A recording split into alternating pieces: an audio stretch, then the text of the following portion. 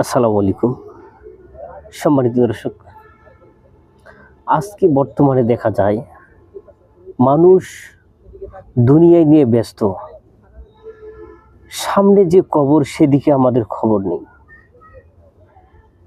কবরে গেলে যে ৩টি প্রশ্ন করা হবে আমরা অনেকেই জানি না।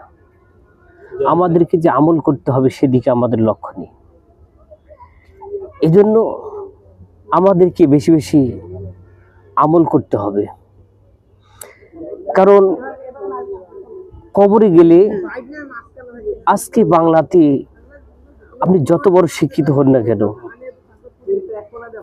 ইংরেজিতে যত বড় শিক্ষিত হন না কেন, আপনি যদি আরবি ভাষা না জানেন, দ্বীনের জ্ঞান না থাকে, দ্বীনের বুঝ না থাকে, তাহলে যখন আপনাকে জিজ্ঞাসা করা হবে মার রব্বুকা ও মা দীনুকা মান নাবিয়্যু, তখন কিন্তু আমাদের এই প্রশ্নের উত্তরগুলো দিতে পারবো না।